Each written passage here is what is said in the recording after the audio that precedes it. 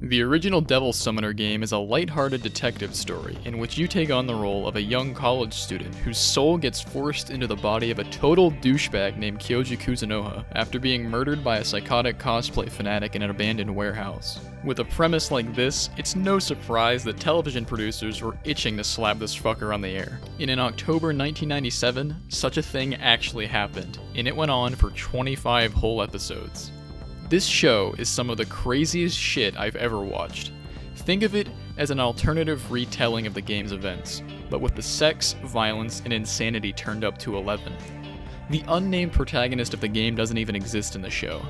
Instead, it follows the exploits of Kyoji Kuzunoha and his partner Rei Reiho as they solve cases, kick CGI demon dick, and track down the goofy-ass villains causing problems for the city. Of course, it's mostly Rei doing all the work. Kyoji is the definition of useless. In the first episode, he gets a call from Rei, but instead of answering it and speaking to her like a normal human being, he just picks that shit up and says nothing while smoking a cigarette with a dumb look on his face. At one point, Rei walks in on Kyoji chugging milk straight out of a carton, and the look of utter confusion, disappointment, and shame on her face remains just as powerful as it was over 20 years ago. The funny thing is, that's not the worst thing she walks in on.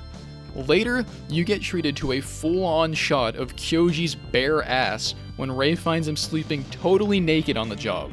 This guy gives absolutely zero shits. This show also has a thing for feet and CBT. There are abnormal amounts of foot worship scenes in here, which is to say, more than zero. Considering some of the Megami Tensei games make me want to crush my own balls, I can definitely understand why they decided to put it in here.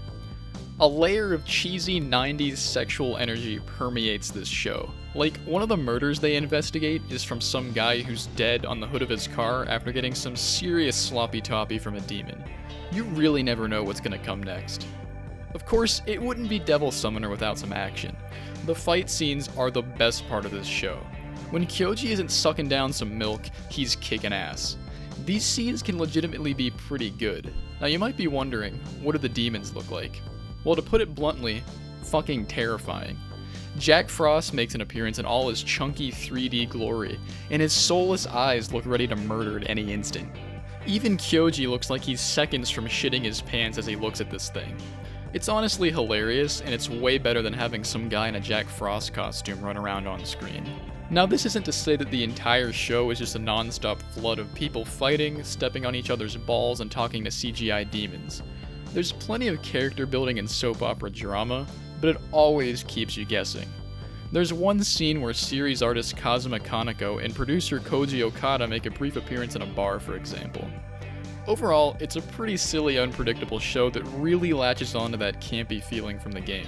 And hey, any show where you have at least a 1% chance of seeing Kyoji Kuzunoha's bare ass is automatically better than most things on TV, so check it out when you get the chance. See ya.